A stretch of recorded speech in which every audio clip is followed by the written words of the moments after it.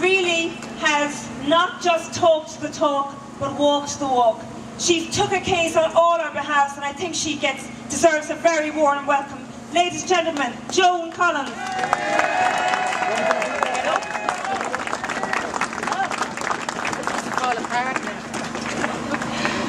Good evening, everybody. I think Richard said there that it's a tonic when you see people like yourselves out in the streets.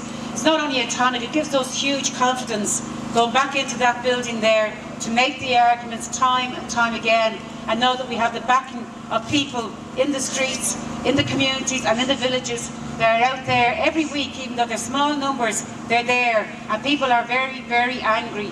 I see we have Rogues Gallery to our right.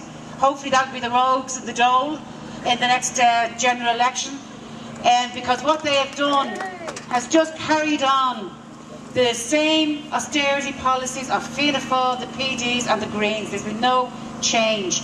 And yesterday the decision made by the judges in the High Court was an important one, and I felt very strongly to take that case, because when David Hall was told that he couldn't take it because he had no local stand-eye, that means a citizen cannot take a case to check the constitutionality of our ministers and our people in this building. So it had to be a TD to take that. The decision was quite monumental. It wasn't surprising to me, but it was an important one, because what it says, and it was clarified by the judges, was that the minister has absolute power, absolute discretion up to any limit to bail out banks. Now that is a very, very important decision, or decision to make or put on paper, because it means then that the people in there, there's no check, which had been before. Those powers have been absolutely transferred from deputies and TDs to the minister.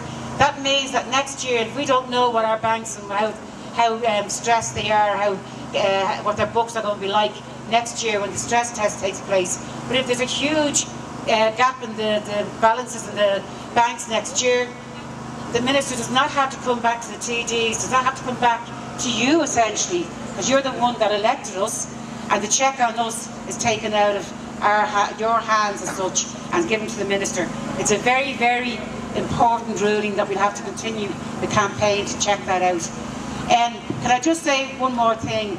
The austerity of the last 5 years, 30 billion taken out of your pockets, hardly a red cent taken out of the pockets of the wealthy. The gap between the wealthy and the poor has grown over the last 5 years, and this government is implicit in that, in assisting international capitalism to say, we want your wages, your conditions, your standard of living is going to be cut by at least a third. Because they want to maintain their profits, and this is what it's all about. And I think as we, in gatherings like this, we will continue putting the pressure on, continue saying to these people in Dáil Éireann and the so-called government of this state that we are not accepting that. We want the write down. It has to be done, because if we don't, it's our future generation that are going to be paying this back. And I think we cannot accept that. We cannot accept our children's children to pay off the debt of the gamblers and the bondholders and the developers and the bankers. So I think well done to Ballyhea, well done to Tralee, well done to all the Say No campaigns, and all the groups around the country that are campaigning on many different issues against the closure of hospitals, against the closure or the cuts of the SNAs, against the cuts in education, against the cuts in workers' pay in private industry, all across the board. And these workers are fighting back, and people are fighting back in their community, and I'm proud to be part of that fight back. So thanks very much, and keep walking. Well done to you.